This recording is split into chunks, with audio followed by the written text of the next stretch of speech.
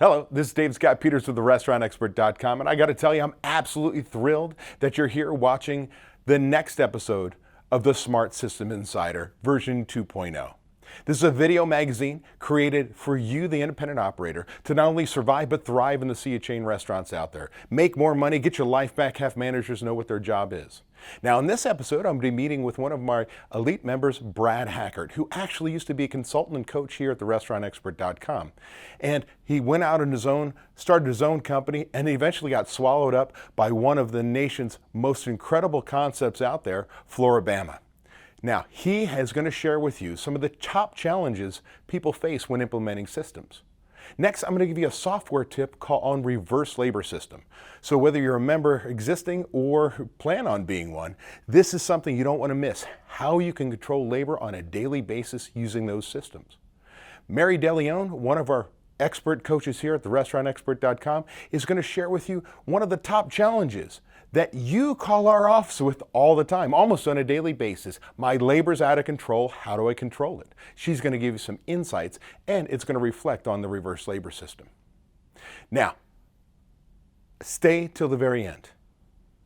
I've got a very special guest. Our expert interview is with Ann Gannon.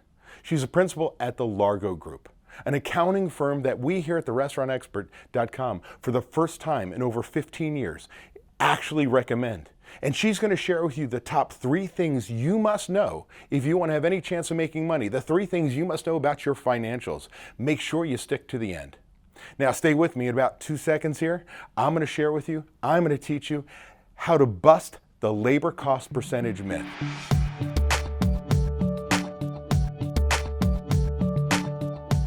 You know, one of the things that I want to do right now is I want to bust this myth.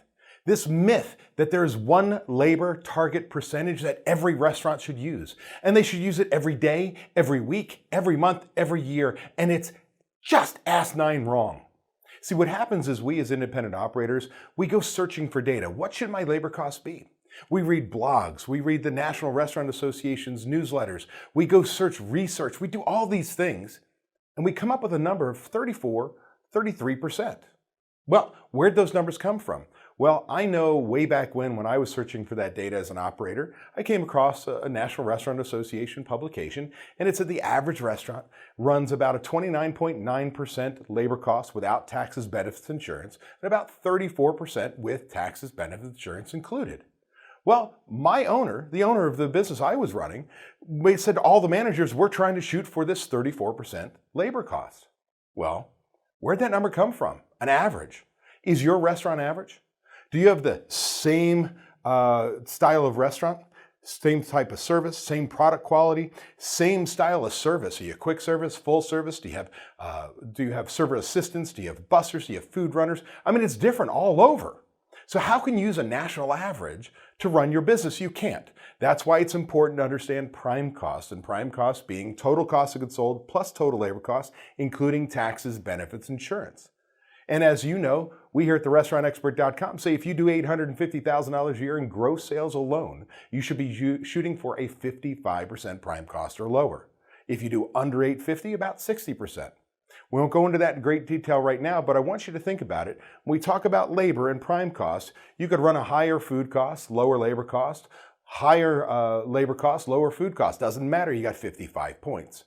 So what's important and what's critical to you to make sure you know where your labor cost should be is you got to have a budget.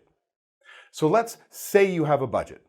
Well, let's say your target labor cost for the whole year you deemed you needed to hit was a 28.89% labor cost, raw labor cost, excluding taxes, benefits, insurance. That'll be a higher target when we add those in. But the reason why I say use the raw labor cost, it's what managers can control on a day-to-day basis, what you can give them on a day-to-day basis to make good decisions. See, they can't keep track of when somebody reaches their FICA SUI limit, right? No. The fact of the matter is they can control if somebody gets paid $15 an hour and they worked 1 hour, that's $15. Get the picture? So now if we're shooting for a 28.89% labor costs in this restaurant, just an example, not one you should hit, but this is an actual budget from one of our members many years ago. Here's a concept, a barbecue concept that has quick serve and catering, okay? At this point in time, I think they were doing about $3 million in volume. Well, here's the deal. I want you to look at this. There are very different months. We've got months that we're going to do $165,000, a month that does $420,000, and a month that does $224,000. Now we're shooting for a 28.89% labor cost. If I use that target in April, when my sales are low, it'd be impossible. I'd have managers, they're being yelled at every single day. Why is your labor cost so high? Why is your labor cost so high? Why is it so high? Because it's a false number. It's just this number that picked out of the air. Why? Because sales are low and my manager salaries, notice in all 3 months, my manager salaries are $22,000. They don't change. That means when sales are lower, it reduces the amount of money I have available for labor, which means when managers take the money off the top, whatever's left over is for hourly employees, right? So wait a second, if my sales are lower, I have a lower amount of money and the managers still take their full portion, there's not enough left over for my hourly employees. And we reach something called minimum staffing levels. Hey man, I've only got one server on, I've only got one manager on, one cook on, what the hell else can I do to control my labor? You're that seasonal, you're that slow. Well, the fact of the matter is, unless we're going to lay off management or make a change there, you can't do it without adding more labor dollars. See, that's the only way you can do it. We reach a minimum staffing. So in this case, in this example, the target for that month, the month of April, is 32.56%, not 28.89. Now look at the month, June, when it's $420,000 in sales, almost tripling what our sales were in April. That target is 19.53. Wait a second, we're shooting for a 28.89% labor cost. And this month is 19.53. How do I do that? Well, remember the manager salaries. Just because my sales have exploded doesn't mean they get paid more. They get paid the same amount. And then, all of a sudden, because I've got higher sales, I've got more money for hourly employees. Well, at some point in time, you reach maximum efficiencies, maximum staffing levels. I can't add another cook. I can't add another server. I can't add another host. I can't add any more employees. I've got enough money, but I've got a restaurant that's only so big. See, this is when your customers actually manage your efficiencies for you. Managers don't. It's just a steady line of people. Now notice at a 19% labor cost, what happens is the manager's salaries are the same. We have much, much more money for hourly employees, but the truth of the matter is this, we're not going to use it all. We can't add any more employees. So now we're shooting for a 19.53% labor cost. Then we've got a month that's somewhere in the middle. It does $224,000 in sales, and its target is 27.61 raw labor costs. No taxes, no benefits, no insurance. It would be 3-4 points higher, maybe even 5 points higher if you're in California or New York, based on taxes and workers' comp and things like that for your budget. But for your management team, their raw labor target is 27.61%. Now see, if I use 28.89% in the month of April, I'd be yelling and screaming at my management team and they'd be like, what the hell do you want me to do?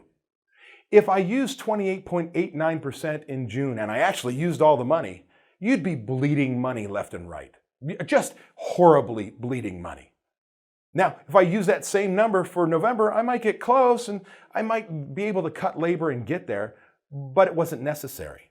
See, for us to know what labor target we need to hit, you need a budget and a 12-month budget. Then we know our target for the year, but more importantly, we know our target month by month by month by month. In fact, you cannot run your restaurant properly without a budget and know what labor costs you should be shooting for each and every month.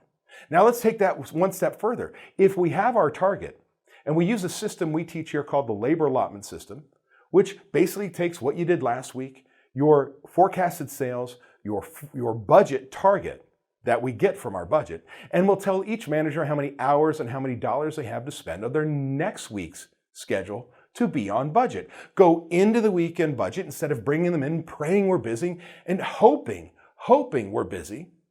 And when we start cutting, it's too late. When I've had 7 extra people work 3 extra hours, and now I'm cutting, my sales are low, my labor's high, it's over.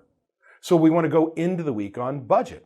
So now what happens when I have that target? When I grab that correct labor budget, my raw labor budget, and I plug it in, you're going to see that now, once I write my schedule that meet the needs of the business, meet the needs of the employees, and is on budget, I'm not going to try and hit that target labor cost every single day. No. See, you might have your ass handed to you over the weekend and have all this prep to do on the slowest sales day of the week, your Monday. So it has nothing to do with labor, has nothing to do with sales, it has to do with production. I need the extra labor on Monday, so I'm going to have it run a higher labor cost on Monday. But I know when I get to Friday, it's going to drop like a rock. So in this example, you'll notice we're shooting for a 19.22% labor target for raw labor for this month. We plug it into the system, right? We need it for, and this is, by the way, less management. This is just the hourly people. So when you see the 19%, holy crap, well, there might be 10 points more for our management team.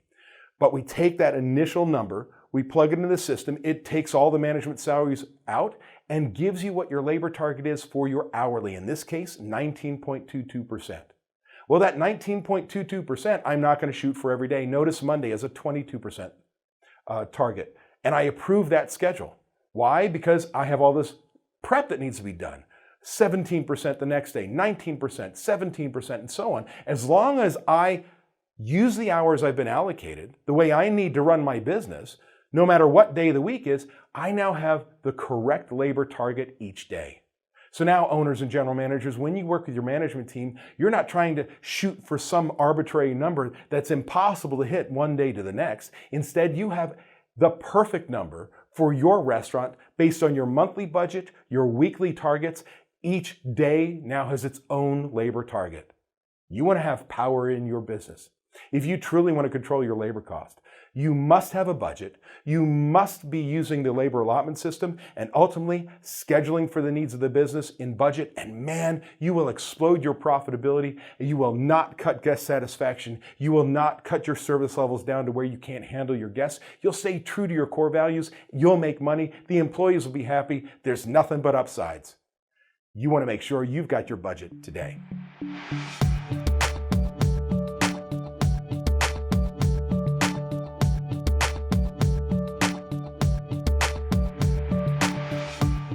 I'm here with Brad Hackert.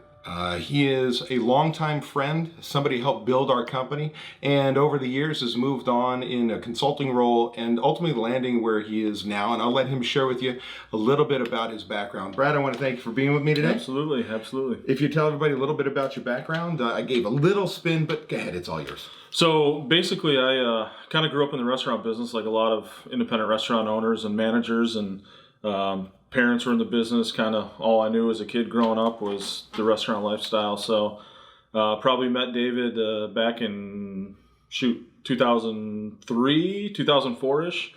At the time I was working with a absentee owner, had some restaurants, and we came out to David's seminar and got to learn a whole lot and kind of start putting it into place, and made some pretty huge impact in someone else's business as a GM, and really kind of embrace kind of the system side of the business and kind of the back end controls and things to obviously increase our top line sales and bottom line profitability. So over the years, we left that company and opened my own restaurants and kind of did some different things, and ultimately ended up coming to work with David. I don't know, probably 2007, 8-ish. So did a ton of fun stuff with David, traveled all over and did implementation and training, and ultimately got in a position with the evolution of SSP and kind of the system stuff that I kind of went on my own and did some consulting with people and did SSP implementation and training on site, and was really fortunate enough to be able to travel all around North America and got to pound the pavement and help some people get the software installed and do some fun stuff in their businesses. So amazing part about, just so you know, Brad worked with us for gosh, I don't know, almost a decade, yeah. And really is a key person.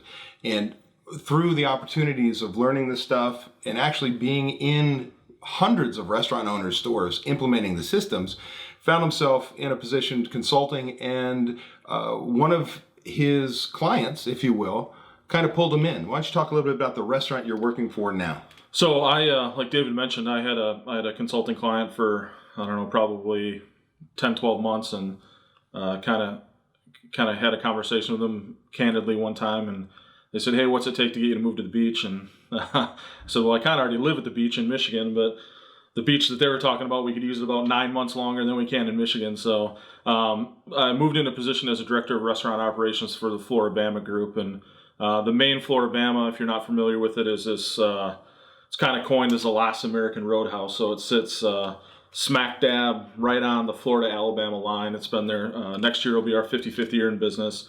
And it's part roadhouse, part honky-tonk, part entertainment venue, part of a lot of things, but 100% just a good time bar. Great place to listen to some good country music, David's favorite. And things kind of went from there. So as they kind of grew and saw some different opportunities in the Orange Beach, Perito Key area, they opened up 2 full-service restaurants right across the street. So it was kind of their first movement into the full-service restaurant business, and then subsequent to that, we've got some restaurants in Gulf Shores, Alabama, all the way east to Santa Rosa Beach, Florida area. So covers a couple hours of territory, but they I saw the writing on the wall with these guys and saw it was a good opportunity to hop on board with them and help them continue to grow and be back in the restaurant business. So yeah, I can tell you this. Again, I've known Brad for many, many years. This is somebody who implemented the systems on his own when it was spreadsheet and checklist oriented on paper. And then eventually came on board with us and helped literally hundreds of restaurant owners implement these systems, see results, was a key coach for us, did consulting with us, did all these things, and at a very young age mastered all these skills. Well, really cool opportunity where he is today. And so John, to give you an idea, Brad's not a rookie to the systems. In fact, he helped us create many of these systems from the ground up. So you're talking to an expert. As far as I'm concerned, there's nobody that's outside of our company that could be any more of an expert than where Brad is today. So I asked Brad to come share with us, if you will, some of the top challenges you see when it comes to people implementing systems. You've seen it from the times where you'd go in and do it for them in spreadsheet fashion to now with the software and what it does. The challenges are usually the same. Yeah. Share a little bit of that. So, like David said, kind of the gauntlet of different businesses, from being brand new to well-established to, making okay money versus making no net profit is some of those challenges and pitfalls, I guess you could call them. They're all the same. And probably one of the biggest ones, I think, is just getting outside of the comfort zone, knowing that you can continue to raise the bar and you don't have to settle for mediocrity. I don't know what it is. I don't know if it's a global basis with our society, with the hospitality business individually, but I see it a lot with independent operators as they feel like they reach to a certain level, and I would consider that level like middle of the road. We're doing okay. We're making a decent living. But there's no shortage of hard work in this industry. So they're doing all this hard work and not garnering the results they should be garnering. So, probably, like David said, I've probably hundreds of restaurants been on the ground in the businesses. And that's probably one thing that I can pinpoint as the majority of the operators. It just takes sometimes to take a step back and kind of look at that business, their baby that they've built from the ground up, from that 10,000 foot view, and say, look, like, where are we at right now? Are we doing everything the best we can be doing? And sometimes a gentle push in the right direction to say, like, we could do better, you could do better. Let's work our tails off to make sure we get there. So what are just give me 2-3 examples of what settling for mediocrity looks like, whether it's cleanliness or service or whatever. What are some of the things you see? Yeah, so I think you nailed a big one, and that's a big tangible one is the cleanliness inside a restaurant. So it's the follow-up of, how do we continue to like take the blinders off and look at our business and say, like, this isn't okay anymore. I used this example just the other week, like when I traveled all the time doing consulting, like I was in and out of airports weekly. And I use the example all the time, like Atlanta airport, millions and millions and millions of people go through there. I think probably a couple 100,000 a day, I would have to guess. Yeah. And you walk in and 9 times out of 10, the restrooms are immaculate. And then you go into an independent restaurant operator that maybe did a couple hundred people and the restrooms are filthy. And it's like, there's no standards in place, there's no follow-up, there's no checklist in place to make sure that we're holding those standards. And so that's like the cleanliness. The other thing is the customer service side of it, the training, I guess, kind of go hand in hand is we've let ourselves fall into, it's okay if a server just goes to the table and says, hey, welcome to Joe's Bar and Grill, can I get something for you? Like, yeah, we're gonna take the order, we're gonna complete the sale. We're going through the motions. We can make some fine tunings to get us to the next level. So do some suggestive selling, to sell some limited time offers, to enhance the sale for our guests. So that's another big thing. And the other thing is just food consistency. David says it all the time from stage, is very few of these chain restaurants like built themselves on having like the best thing ever. Like, no one goes to McDonald's and says, I had the best cheeseburger I've had in my life. But guess what? That burger is going to be consistent every single time, whether you're here in Shanghai, China. I guess, probably. I've never been to Shanghai. So I think those are kind of the biggest three I see, is like a lack of training, the lack of getting people not to just go through the motions on the true hospitality side of it, food consistency, and then just some, I call it operational cleanliness. It's like taking the blinders off and looking at every aspect of your business from the guest side of it and see how we can impact that. So if we put that in layman's terms, for me, it's Restaurant 101. It's hot food hot, cold food cold, clean, safe work environment, guest employees, wow customer service, incredible product. The bottom line is you've got to have pride in your damn operation. You're not going to run a successful business if you don't give a crap. Meaning, let me take on a side note, I don't belong in a kitchen. He can tell you I don't belong in a kitchen. But I can walk back in a kitchen and go, that's effing dirty. Fix that. It's not to my standard. So, a part of this is having pride of having a great restaurant and putting the work in place. So let's say I'm an operator and I'm watching us talking and going, my shit doesn't stink. I've got great food. I have great service. I've got cleanly restaurant. It's all there. What's that next piece that you say, okay, let's go to the next level. Let's make some real money. What does that look like? So I think that a lot of people have that mentality, and they think that about their business. And that's where I would push people to say, like, look, take the blinders off. Like, start asking staff if there's areas of opportunity that they see. I mean, they're literally in the trenches, 60, 70, sometimes 80 hours a week. Start talking to your guests, like things that they notice from the guest perspective.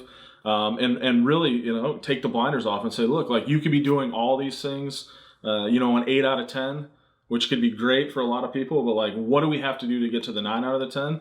And I think the first step in that process is like truly, and sometimes it's pretty humbling, to truly identify like where those areas of opportunity are and realize that there's opportunities that exist within their business.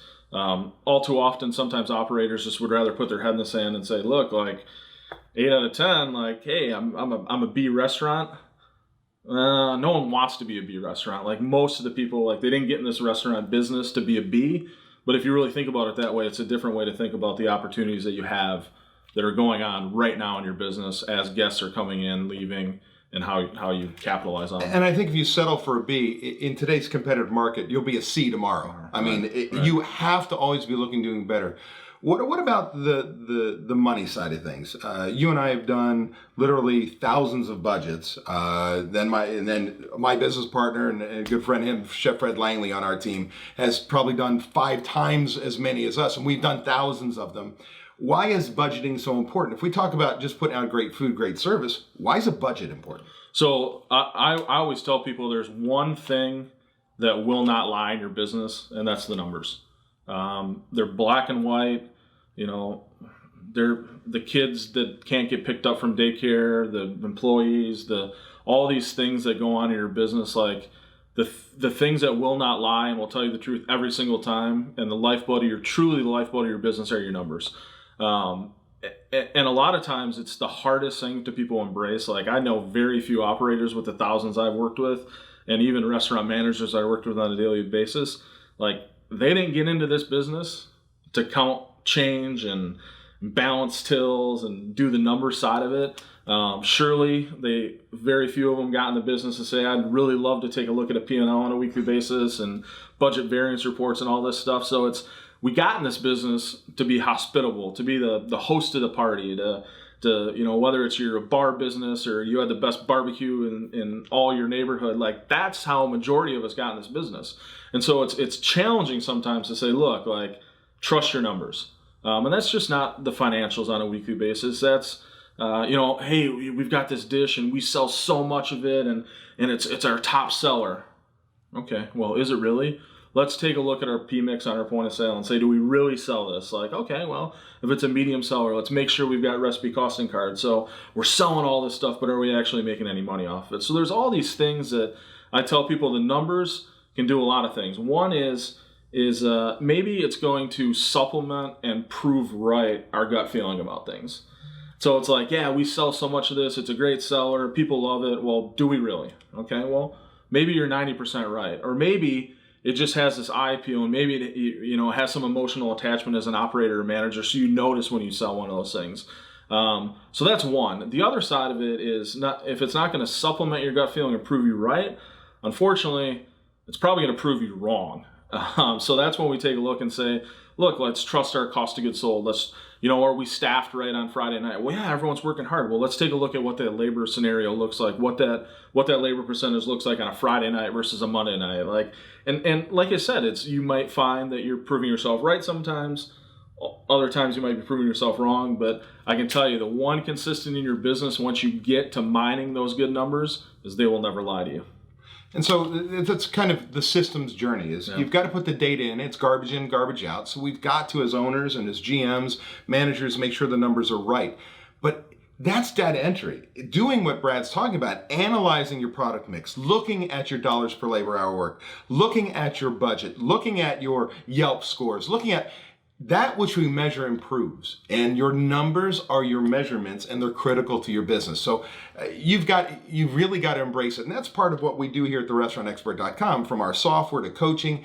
It's helping you not only put the data in, but develop the metrics for your success, whether it be a budget, whether it be menu engineering, whether it be, again, dollars per labor hour, these high-end detailed numbers. But you can't have it if you don't start doing the work. If there was one obstacle that you'd say most people face in starting the journey on systems, from Restaurant 101 to trusting your numbers and all that, they got to start. What's that one thing that you'd say they're the biggest challenge you see? So I think the biggest challenge is it's change. Change in any aspect of anyone's life, business, anything. It's difficult. Anyone can think of 99 reasons why something won't work. We're different. We deal different. Our people are different. Our product's different. Our customers are different. You could sit here and come up with excuse after excuse after excuse. But what it takes is a strong will to say, look, like, we're gonna push forward. We're gonna get in motion with some of this stuff. And once that happens, it makes it a little bit easier not to quit. But you just have to continue with it. You have to continue to push forward, and that's, like David mentioned, getting some of this analytics and getting some of this data out that you can use to truly run your business. Like, it's the same thing as not what we talked about first. It's the same thing as, like, being able to raise the bar and continue to move forward with it. Like, we're never done in this business. I had a conversation with he was a contractor, and he was talking about this years ago. He was talking about getting into the restaurant business. As I said, well, the main difference is like, this gentleman built houses. And I said, well, the hospitality business is strikingly different, because ultimately, if you're building a house, you go into the project, and let's say they're at a point where they're going to install windows in the home. The assumption is the subs or whoever's installing it are going to put the windows in, they're going to secure them, they're going to stay in place. Well, the hospitality business is completely different. The restaurant business in general is completely different. I said, you need to think about, all right, you're going to install the windows, and you're going to move on to put siding on afterwards. And halfway through the siding, the window's going to fall out. And he looks at me, and I said, you're going to have to go back around, inspect that the window is actually secured correctly. Like, you're never done in this business. And that's where he was struggling with, is in the contracting business. When he was done, checked off, got a check, handed the homeowners the keys, and he was done. He was riding off into the sunset. The restaurant business, like, unfortunately or fortunately, it's fortunate for me, because that's why I love it. There's always something to work on. You're never done, like, continuing to tackle new projects and revisiting to make your old projects better. But that's the biggest thing, is, like, you have to go into it knowing that if you're going to have this steady, constant improvement and you're pointing in the right direction for further success, you're never going to reach the end of that path. I guess at the end of the path would be you sell your businesses and retire, and buy a yacht and head to the beach. So Sound like fun. You're already halfway there. halfway there. I appreciate you taking the time to share today. If there was one last thing, one takeaway you wanted to have, what would that be? I think the biggest thing is just trust your numbers. Trust your gut, supplement with your numbers, and just continue to move forward and just don't quit. There's no quit. Most operators, like, you work hard, just work smarter, and continue to stay pointed in the right direction and stay the course. Thanks, Brad. Appreciate it. Absolutely.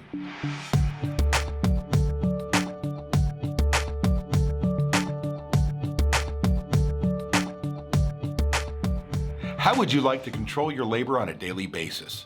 You set your budget using the labor allotment system. You knew how many hours and dollars you had to schedule.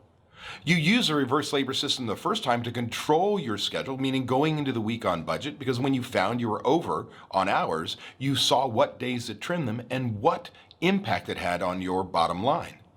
Now what I want to do is use the second part of the reverse labor system today, and that is how we track and control our labor on a daily basis.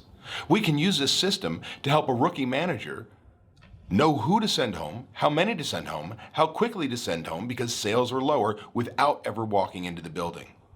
We can coach managers when we see that our labor costs have been running higher than it should be, based on the fact that we might have originally scheduled 100 hours. We expected, say, $7,000 in sales, but we only did $6,000. But we found we actually worked or completed 110 hours of work. Now we can say who was closing that night. How do we coach them? Do I have your attention? Let's walk over here, if you will, to Smart Systems Pro, and I'll show you what I'm talking about. Well, here I am in the dashboard. I'm going to go to Labor Systems. I'm going to go to Reverse Labor System, and I'm going to choose next week's schedule, a schedule that has been written, but the week has not happened. And that's just to kind of show you a quick tip of how we use a reverse labor system in the first part, and that is making sure we've scheduled on budget. Well, it's a large system, so it takes a little time to load, but what do we have? We have a bunch of information. How many hours we scheduled on Monday, how much money we're going to spend on money and labor cost, our forecasted sales, use divided by forecasted sales, says we approved a budget of 19.75% for Monday for all of our hourly employees. We separate out our managers, so that has been reduced to just hourly. We said, based on our budget, we need to run a 19.35 for our hourly employees, and you'd have to actually do $6,838 in sales. Well, we are not going to do that. We're going to run a higher labor cost, but that's okay. See, with the labor allotment, you get a certain number of hours by position, and as long as you schedule those hours as allocated, doesn't matter, you'll be on budget. So we schedule based on production, not necessarily sales. For instance, you might have had your ass handed to you over the weekend. You've got all this prep to do on a Monday, slowest sales day of the week, but you need those production hours. So you need to use them. Utilize the hours the way you need to run your business without giving up guest satisfaction, without giving long ticket times, whatever it may be. But you got production. Hopefully that makes sense. Now, notice each day will have a different labor cost, 19.08, 20.93, 17, 20, and so on. So this is important because this started with your budget. You chose a budget target based on your budget for the month. Then you used the hours necessary, or the hours that were allocated to you the way you saw necessary. And as long as you use that, each day will have a different labor target for you to shoot for. Now, owners, GMs, when you're working with your management team, you don't look like an idiot because they're like, hey, we need a 34% labor cost today. Well, if maybe you're in the off season and it's a Monday and you're going to hit a 40% because of minimum staffing levels. Your manager's chewed up so much money. You've got minimum staffing levels, plus you got production. Well, you have a different target, but come Friday, you might hit a 32% because you've done all the production, sales are there, customers are managing your efficiencies. It's just a completely different ball game. You can't use the same number day after day after day. That's why we have a budget. So again, as we can see that. So now I want to take this and I want to go into a week that's actually happening for us. And so I'm choosing the 12th in my example here. It's going to take it a moment to load again. This is the one page in our system that you need just a little bit of patience. When I say patience, 20 to 30 seconds, because there's so much data that is being loaded in there. Okay, so now we're in a week that's happening. Let me show you the first thing I want to do to help you have a manager know when to cut. Even if you're not in the building, you can help. I'm going to go on the upper right-hand side and select the weekday, and I'm going to choose today as Friday. Now, notice there are no end-of-day report in the actual daily sales, the fourth row down. Why? Because that day has not happened yet. So we're in the day. Now, one of the things that I have to do, I said in the intro here, is I'm going to go to my line cooks, and you'll notice each person, Addison Bell, clocked in at 2:02 and is still working because let's say we're now it's 6 o'clock at night, it's 8 o'clock, whatever the time is, it's in the evening. I've got all these in and out times, and I know for a fact that my managers did their job because I don't see a bunch of zeros. You're not going to tell me you're going to get 40 employees if the start time is 7 o'clock in the morning, if the start time is 4 o'clock at night. Get 40 employees to clock in perfectly on time. No. So we need to adjust it. Now, why do I need to adjust it? Because every minute worked is whose money, owners?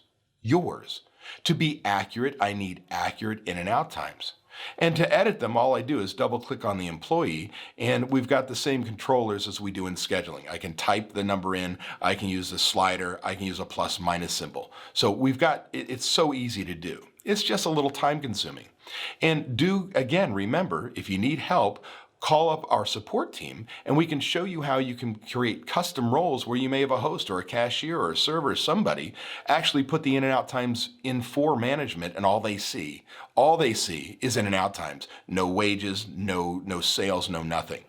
So now we have an understanding. The morning manager puts all the in and out times in, the nighttime manager puts the in times in, and now we're in the evening. How do we help this manager learn when to cut? Let's say they're a rookie manager. Well, I'm going to scroll to the top here and notice we had forecasted sales of $11,085. To be on budget, we need to do $11,830, but we're okay. We decided we're fine, right? We're fine. So this is what we agreed on, is this 20% labor cost. Well, here's what happens. Now, it changed a little bit because I kept changing the hours. The in and out times, they matter, right? They matter because we approved a schedule at one number, and then as we change it, it's going to alter that a little bit. But the bottom line is we know where we need to be. Now, what happens is, let's say I call up, it's 9 o'clock. Your restaurant closes at 11 o'clock for dinner. It's 9 o'clock. You know by 9 o'clock whether you're going to hit your sales. Well, you call up because you have a rookie manager. You say, hey, what are the sales? What's it look like? Where are we? ... You ask your 12 questions, and based on what they're telling you, maybe there was a rainstorm came in, you think you're only going to do $9,500, and you predicted $11,000 when you did a sales forecast. Well, if everybody worked to close, meaning their end of their shift, what they were scheduled for, now you'd run a 24% labor cost. You'd be way out of whack. Well, now I can make a decision who to send home, how many to send home, and how quickly to send them home. So for instance, I'm going to double click on Albert Ortiz, and I know that I said it was 9 o'clock, or we're closed, but just bear with me, and I'm going to just show you how this works. I'm going to reduce him by 2 hours, okay? I'm going to click Save. Now, let me move this across a little bit. Look at the labor cost up here I've highlighted for Friday. We've got a 20%, 20.65, and our hours were 237.2, right? I had to scroll that up a little bit. It was in gray. Now I'm going to click Save, and now watch. The hours went from 237 to 235. Now let it do its update, but you can see right here, okay, we reduced the 2 hours, and the labor cost is dropping. See, you could create a plan of who to send home, how many to send home, how quickly to send them home by simply clicking and seeing the impact that the labor cost is now below 24%. Now, we may not get directly on labor costs, but we can certainly do our very best and try. Now, I do want to tell you, really important, in this one system, in the bottom left-hand side, there is a save button. And when you're in the week that's happening, you must hit save if you want to save that data. Why is that important? Maybe you don't want to save the data. Maybe you just want to create a couple scenarios. You can exit out of the page. It's going to say, you want to leave the page? You say yes. You didn't save. You come back. It's still the same in and out time. So it gives you the flexibility to create as many different scenarios until you like it and you hit save. Now, that's a reverse labor system and controlling it for a single day. But let's look at a whole week. I want to show you a couple things that are really important to me. Over here, the very bottom row of all the numbers at the top, we have 172.5 hours were originally scheduled. That's what was approved. Okay, no matter what the labor costs, as those percentages change as you use the system, the fact of the matter is that's what was approved. And we know that if we used our schedule variance and had all of our hour variances to zero, this budget based on this schedule, this schedule should be on budget. I'll get those words right. Now, with that said, I want you to show you something here. I go up to the top, and because you edited all of your in and out times, the actual worked hours on Thursday, what actually got worked, was 183.75, but we approved 172.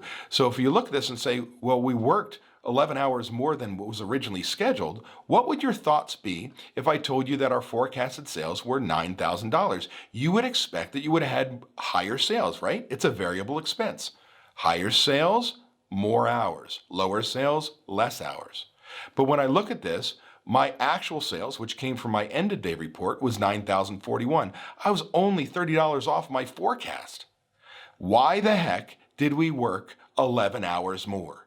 Now I have an additional coaching moment to spend with my management team and say, why did this happen? Who closed that night? And coach them on how to do it. But guess what? If I had discovered that Friday morning that I had those extra hours, I still have 3 days left in the week to make small adjustments to find those hours back, to get back on budget. Meaning we don't have to, run around with a chicken with our head cut off saying cut, cut, cut. We can say, oh, maybe I noticed this on Monday. Maybe I noticed this on Tuesday. Hey, management team, every day I want you to start to cut a little bit. Can you cut a half an hour earlier on 3 people to make up the 1.5 hours I'm over, right? Now, that doesn't mean that you don't have an incredible day one day, and you don't have to cut so much because it fixed your labor cost. Your sales went higher, you didn't use any more hours, and so on. But that's why we have this running total. Now, look at this. The rest of the week, I want to know how it's going, and I want to see where my running total is. This looks absolutely nuts. I always up to 30%. Well, that's because the sales aren't in. So a little trick, you type in your forecasted sales in the days that have not happened yet, and all of a sudden I can see where I'm going to end the week. And in this case, I can actually end up just a little over budget, so I can start to create a plan. If you want to control your labor costs and not get to the end of the week and go, oh my gosh, what happened, and have a heart attack, look backward and say what happened by paying attention and doing just a little data entry to your reverse labor system. You have that power.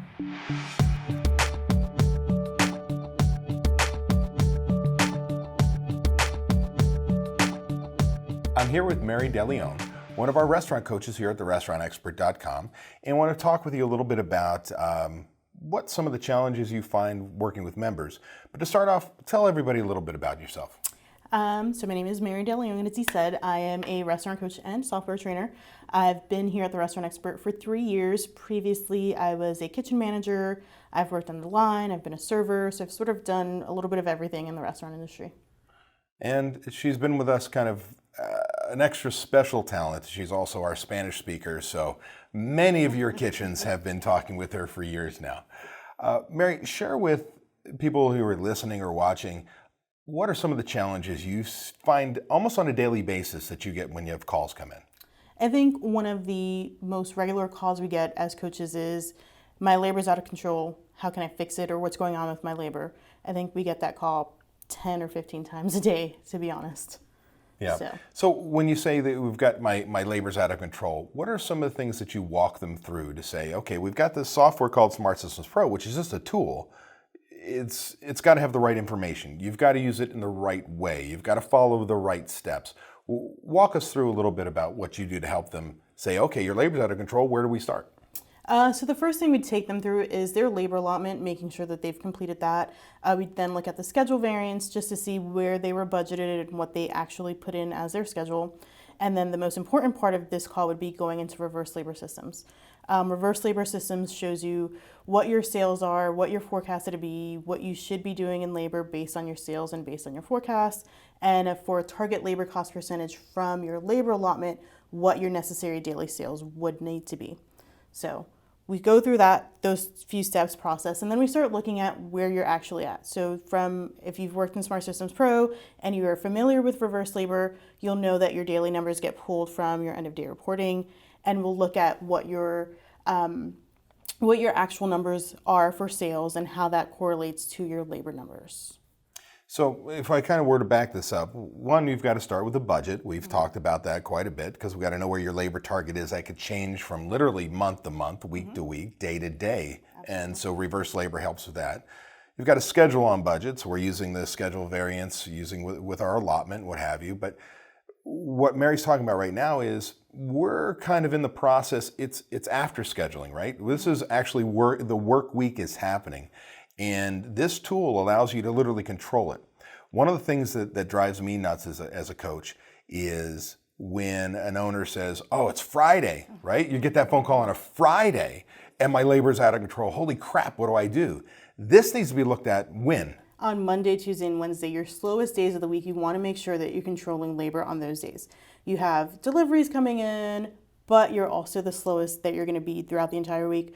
So you have to look at your labor, and you have to have your managers looking and seeing where they can be the most efficient, where they can cut. Do you actually need 2 bussers on a Tuesday night? Probably not. Do you need dishwashers on a Tuesday night when you're super slow? Probably not. And I know a lot of people or a lot of cooks or line cooks are not dishwashers, but they have to break that mentality. If you want to be a successful restaurant, your team has to pitch in, and they have to be as efficient as possible in every aspect of the restaurant industry. Now, one of the things we can talk about when we look at the reverse labor system. So let's say it starts off, you're going to approve a schedule, and your schedule, based on your labor allotment and putting them together, you're going to use the hours like you need them. So for instance, we're not going to grab a 32% average labor cost, use that all the way across. Based on your budget, you might have a target labor cost for hourly of 22%, 18%, 32%, doesn't matter. That was based on your budget. Then you approve a schedule, and you may have, and this is a really important part for your managers, because they're tired of you as a restaurant owner going in, cut labor. Why is your labor so high on a Monday? Well, you're going to approve that schedule. See, we schedule for the needs of the business, not for a budget. That means if I need more hours in the kitchen on a Monday, you're going to do that. You're going to run a higher labor cost. And when you approve that schedule, you may run on a Monday a 27% labor cost, a Tuesday at 26%, on Friday maybe 18%, but you're going to end the week at 22% on budget. So that's important. So you set that target. So now, Mary, if I'm shooting for, say, we approved a schedule at 23% labor cost on Monday, what are some of the things when I come in and we find that we're at a 25% labor cost, where it's Tuesday morning?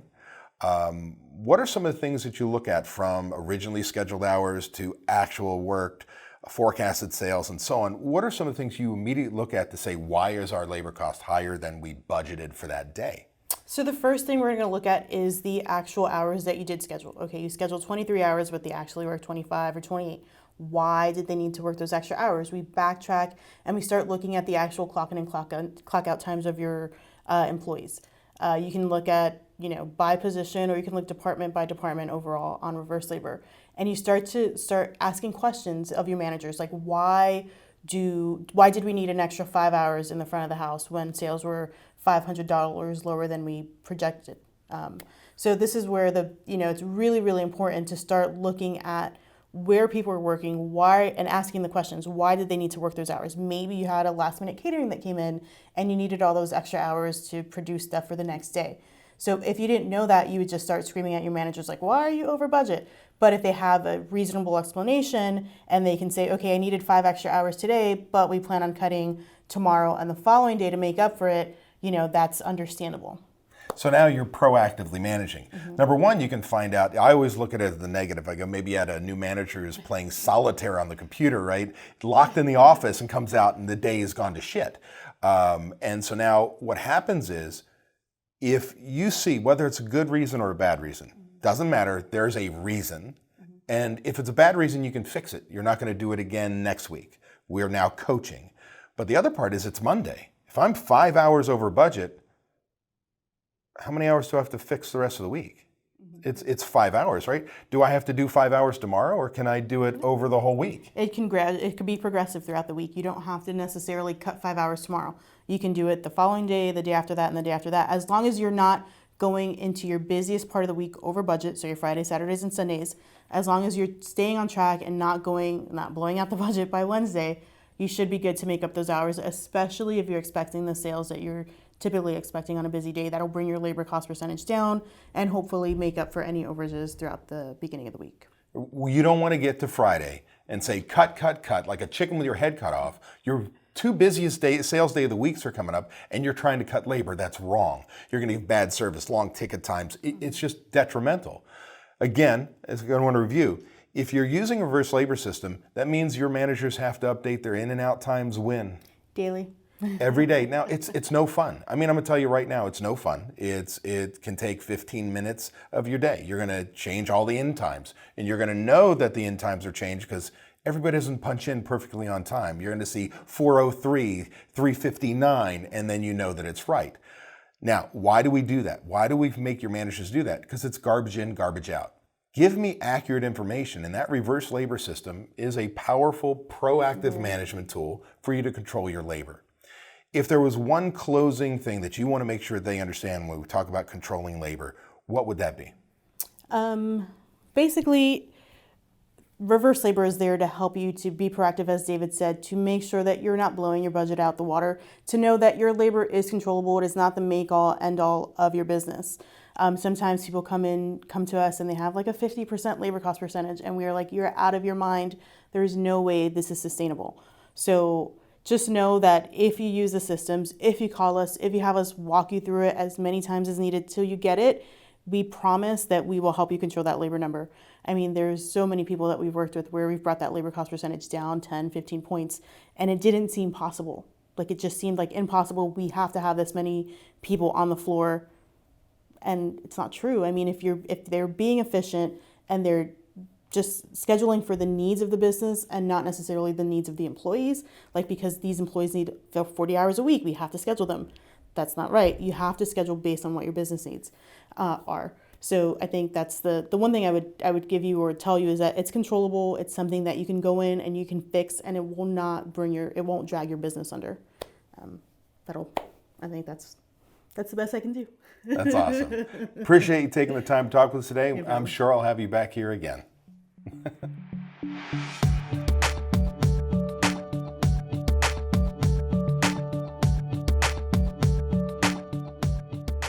I'm here with Ann Gannon of the Largo Group.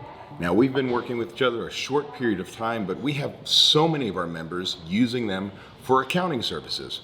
Not only CPA, but normal bookkeeping and so on. And I've asked Ann to spend some time with us to talk with you all. But before we do that, welcome Ann. And if you do me a favor, tell people a little bit about you and your business.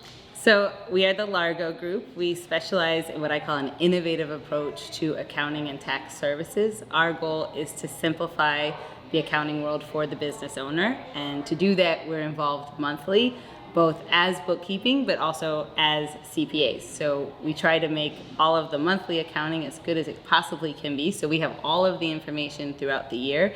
So by the time we get to the end of the year, we're able to simplify the tax filing process. We file early, rarely do any of our clients go on extension. And really our goal is to make it where you can close the year and know how your business did for that year and move forward. It's already groundbreaking because I bet everybody watching this right now, a typical restaurant is going to October. I mean, the extension is the first thing it's done, and we tie everything out way late and do all this stuff. And here's kind of what I want to do. If you'd share with those who are watching or eventually listening, what are some of the things I should be asking a CPA? Because I can tell you a lot of CPAs hate us, because we're often killing billable hours because we make you more efficient. We're sometimes they get offended because we're giving you real advice instead of your CPA saying, hey, food costs is high, your labor's high. Well, great, what do I do about it? Well, that's where we come in. You're not like that. And I'd love to hear your perspective. What are 3 of the top things that I need to be asking? So whether it's from your tax CPA or your accounting staff as the owner, I really think there are 3 things that you need to know every month in order to be able to make good decisions about your business. And the first is the prime costs. And I know you guys deal a lot with prime costs, so this is not anything, but it's true. I mean, those in a restaurant, those are your 2 big items. And if those are out of whack, everything else, all of the budgeting and the operating expenses is great, but that's really not going to make the difference on the bottom line. And just to make sure, because we're assuming you're already working with us, but some of you watching this are not members yet, so we're aware prime cost is total cost of goods sold plus total labor costs, including taxes, benefits, insurance. There's much more to go into that, but right now, that's when we talk prime costs, it's your controllable expenses. Right, and just knowing those percentages can help you see where the breakdown is happening, because a few percentage points in those areas will go right to the bottom line. So just asking the right questions, getting that percentage is a great place to start. The second thing is your bank account. So there's so many accounting programs and software out there now, and it's so easy to fall in love with the top line and say, oh, look at my sales, oh my gosh, I grew 30%, 40%. But the bank account has all of the answers. And it's hard to do sometimes because we know, oh, well, this happened this month, or I wrote a check for this, or, I'm building out something. But just getting into the practice of pulling the bank statement and looking at the beginning cash and the ending cash, and then asking the real question of, did all of those deposits come from sales? Or did you have to put money in this month? Because if you had to put money in, there's something that's going on that's hurting stability. Now, maybe it's a decision that you made. Okay, I want to put money into the restaurant. I want to do a build out. I'm expanding to a second location. But either way, those deposits were not all sales. So that's something to be aware of when you're looking at the bank account. And then when I look at my ending balance, is it more or less than what I started with? Because QuickBooks is great. All the accounting softwares are great. But there can be errors. There can be mistakes. There could be timing. But the bank account can't lie. So I think just getting into that practice will make you feel more in control of what's really happening with the cash flow. And that's really important because often some of you who are feeding the business or have maybe you had an accounts receivable from a catering or something from a year before, whatever it is, and you've already maybe paid the taxes on it. You're going to get re-taxed on money that you've already been taxed on once because you took it from your personal account, put it in, whatever it may be, because your CPA says that's a sale. Because all they see is they're making sure the bank account matches, and okay, that's obviously what you put in the bank is what your sales are. Well, that's not always the case. And so you want to avoid that. The other is, as an operator myself over the years, what pays your bills? Cash or profits? Right. Profits pay tax, that's for paying taxes. That's the government saying you owe us. Cash, I mean, you can have amortization, depreciation, interest expense, have nothing to do with your bank account, but they have to do with Uncle Sam saying how much you owe us. Right. Because we're on accrual accounting. Well, so when Ann talks about knowing your cash, I mean, it's critical. When do I pay bills and so on? And so I'm going to lead you into what's that next thing? So the next thing is to know how much money do you, the owner, need out of this business? Because so many times what we see is the frustration is the business isn't making what it needs to make, but we haven't really defined what does it need to make, because there could be a problem with the business model. This business just may not make that X dollar amount that you need, and that's okay, but otherwise you're constantly battling with a perception that may not be reality. And the first step is to really find out, what will this business make, and is that enough for my lifestyle? Because if it's not, there are ways to go, right? We can second location, we can do something else, we can change the model, we can improve the prime cost, whatever it is, but we have to know what that dollar amount is, because otherwise there's the constant frustration. And a sidebar to that is, how much have you taken from the business and in the form of compensation as the owner? Because the other thing that happens is, we use the company card for gas and we use it to go on a trip, and which is fine. You're the business owner and of course you can, but we forget how much that adds up to at the end of the month. So it's easy to say, well, I haven't taken a paycheck in a year, but there are those other expenses. So once you can quantify those, it also can make you feel better. Like, oh, well, this business is paying $4,000 of my living expenses every month. That's great. So the more we know, the better we feel about our cash. And that kind of leads into what we do is we talk about how important budgets are. And so what happens, Ann and the Largo Group, what they do, we actually, just to be very, very clear, we recommend her to all of our members. So even if you're not a member, you need to be talking to Ann and Largo Group because they have a different approach. And one of those really unique is not only do they embrace Smart Systems Pro and use it, but they understand the importance of budgeting. And we've got Budget Creator Pro that's a part given to all of our members, and we create a plan for success for your business. The hell with these industry standards. I mean, if I get another CPA tell me what the national averages of food costs, I'm gonna vomit because who cares? Is your restaurant average? No, you don't have the same price point, same quality product, same style of service, you're not in the same city, state, you're different. But the budget, when we look at prime costs, you set those targets and then we talk about what Ann said is, we have the same approach. What do you need to make? Because now we can proactively change your business, put together your financial model for you and your business, and this is what you can make. But you might find that your occupancy cost is out of control, meaning you work for the landlord. And so what's beautiful about it is when we go down that list, we may see it in a budget, but talk about how you look at it, and because you look at it as the cash flow. I mean, it kind of ties the bank account on with what do you need to make. You've got a very unique approach to looking at their numbers. Right, we really focus every month as part of our deliverable to all of our clients is a cash flow analysis, which includes owner distributions, so we can break out very clearly, these are the operating expenses of the business, deposits, operating expenses, and then any owner distribution, and then the net of the whole business, including any liability payments and things like that. That way you can really see, because the other thing that we forget when we're looking at our numbers is, we could be paying down debt, we could be trying to improve our credit, and those are great things, but that's why the bank account is lower this month. So it's not to say my bank account is lower, I did something wrong, but the more we can see, oh yeah, I have 10,000 less in my bank account at the end of the month, but I paid down my line of credit and I'm really happy about that. How many times have you, a business owner, gone, the prime cost says I'm making money, I have money in the bank account. Well, nobody paid attention. You've been financing the new location, the renovation. You have been paying down debt because you owed your broadline distributor $50,000. And you think, well, if I'm making money, where the hell is it? Well, again, cash is king. And your P&L is set up based on what? GAAP accounting to pay taxes, generally accepted accounting principles. Well, who cares? So what Ann and her team do is they meet with our members, our owners who use them, on a monthly basis to review your cash flow. Because who gives a damn what your profitability is if you don't have any money? Right. And that's the thing. I think when you have, it's the old saying of knowledge is power.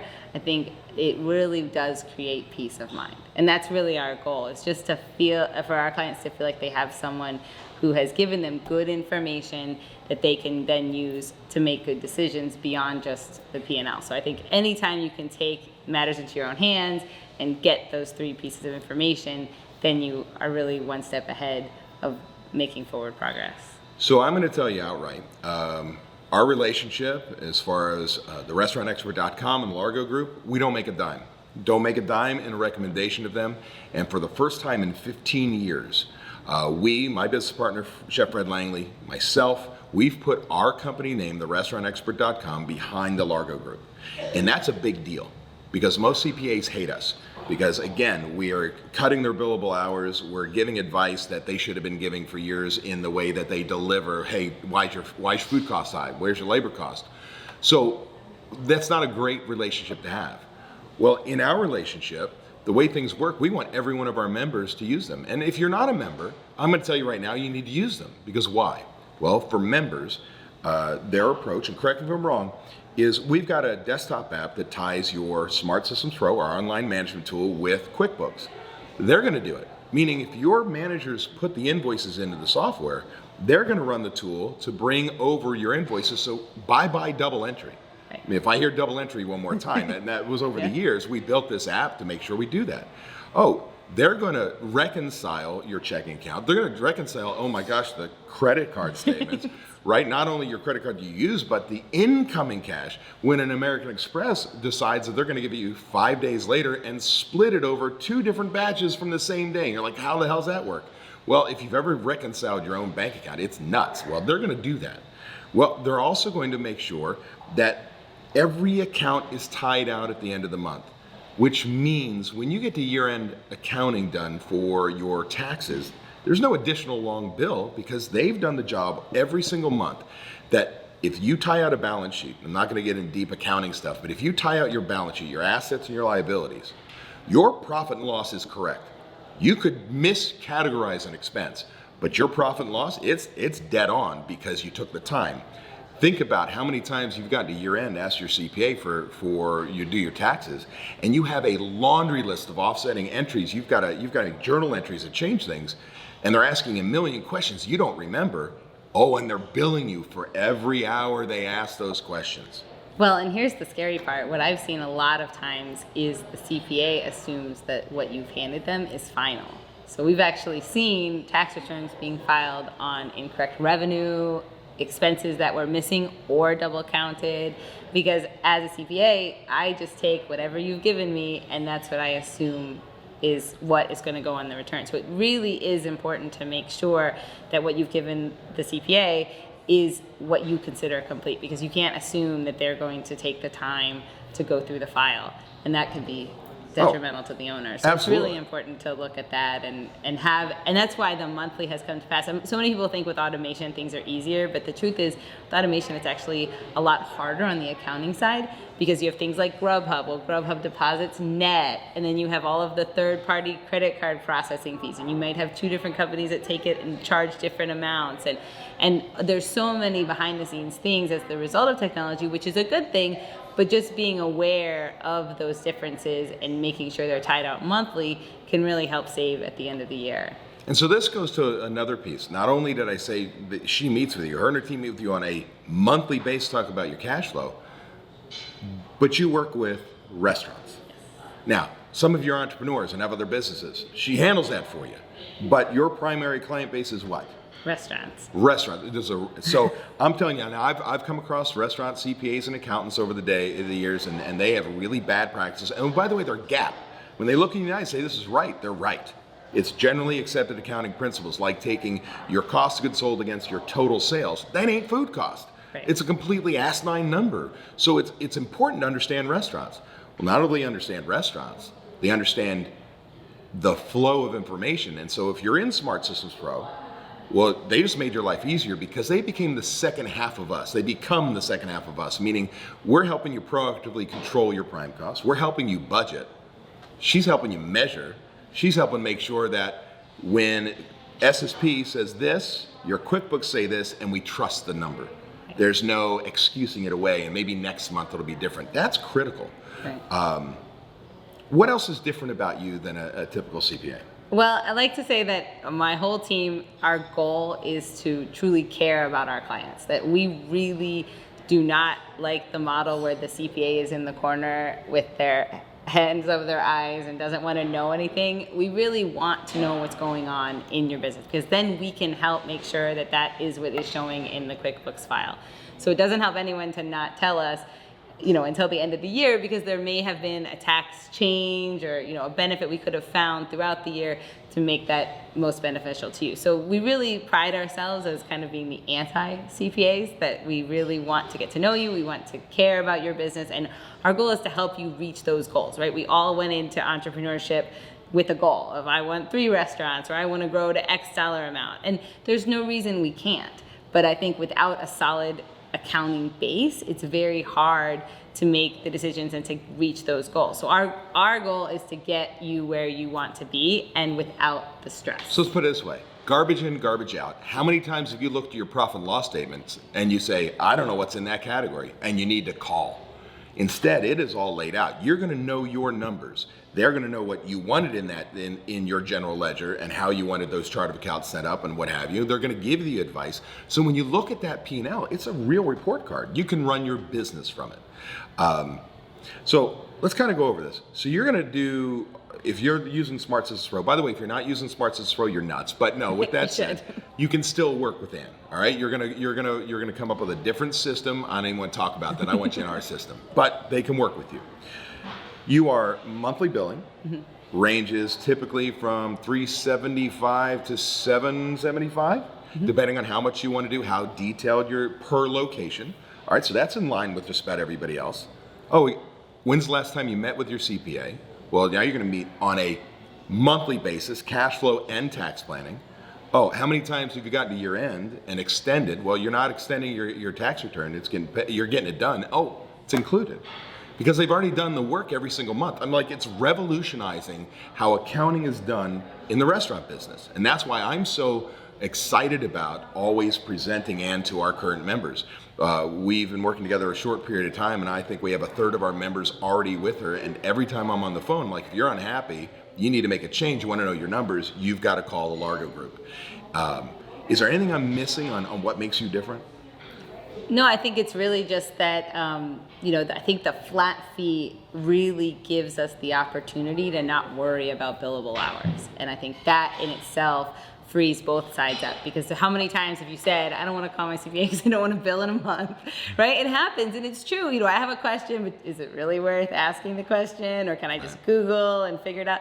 Well, I think by just saying it's flat fee, then you will pick up the phone and, contact us when you have a question, and that helps both sides. Because at the end of the day, these are your numbers, and we want them to reflect the most accurate picture possible, and we can't do that without good communication. And I can tell you, I've only had one person say, oh, there's been a little bit of a communication issue right at the beginning, and I'm telling you, at the point in time that we're sitting here, there's over 70 of our restaurants, and we've worked in a short period of time, and everyone has a glowing review, like lights light up and go, holy crap, I never looked at my business that way. This is the missing piece.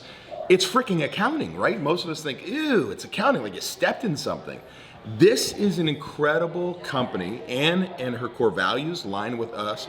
I'm telling you right now, if somebody were listening or watching us right now, how would they contact you? So the best thing to do is call or email us.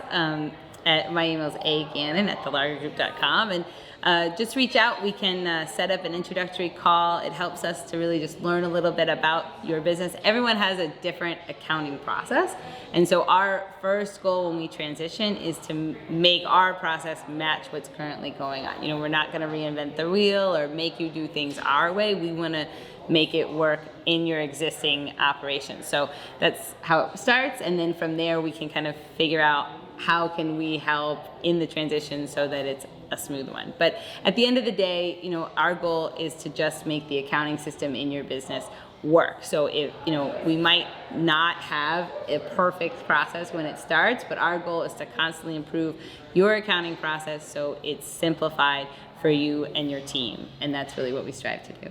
So if you're an existing member, you can call us. You can give us a call toll free at 1-877-457-6278. At extension 106 is what you want to dial, and that's Greg Sauerback, our solutions coach. He's going to connect you, because if you're a member, we need to know, because we're giving her access to your systems, both your budget and Smart Systems Pro, because her and her team are part of your team, and they've got to be in there. So we've got to know. Again, we don't exchange any money, don't do anything like that, because as far as I'm concerned, if she can help you, we can help you, then you're successful and you're using us both forever. If you are not a member, you can call us and we can tell you what comes along with. But otherwise, you can call Ann direct or contact her via email. It's somebody you need on your team, period. And if there was one thing you wanted to leave people with, what would that be? So I would just say that to not be afraid of the accounting side of your business, that so many times we feel overwhelmed by it and we feel like it's just this elephant in the room that we'll deal with when we have time, and then we never have time. But in reality, it really is the piece that will eventually lead to a better peace of mind about your business, where you currently stand and where you ultimately want to go. So I think just getting rid of some of the fear that's associated with accounting. So many times in school, everyone was told that accounting's too hard. And I used to teach accounting at a college, and I absolutely hate that, because as a business owner, we all know accounting. And that's what amazes me about restaurant owners especially, is that you know so much about cost of goods sold and inventory. I mean, you know accounting, and really it's just, you know, learning a little bit about the software and looking at the numbers, but you know accounting, and that's where I think just getting rid of the fear can really help just look at it more often. Cool. I want to thank you for taking the time. very much. I'm sure we'll bring you back again. I am absolutely thrilled that you took the time to watch this month's Smart Systems Insider version 2.0, a video magazine to help you not only survive but thrive in the sea of chain restaurants out there. Make more money, get your life back, have managers know their job. Now, in this episode, we've learned a lot of great things. Here are some of the takeaways. Number one, I taught you how you bust the deadly labor cost percentage myth. You must have a budget because your labor costs will change month to month to month. You can't use an industry standard. Brad Hackert, one of our elite members, shared with you how important it is to raise the bar. Don't let the challenges of implementing systems stop you dead in your tracks. Both with my video tip and the coaching tip from Mary Deleon, one of our training specialists here at therestaurantexpert.com, we shared with you the importance of reverse labor system and how tracking labor on a daily basis, using that information, can absolutely change your bottom line. And last but not least, expert interview with Ann Gannon, principal of the Largo Groups. She shared with you not only the 3 things you must know on a monthly basis to make money in your business, but the importance of cash. I want to thank you all for taking the time to watch, and do me a favor, make sure you subscribe now so that we can alert you, because this video magazine is coming out on a monthly basis.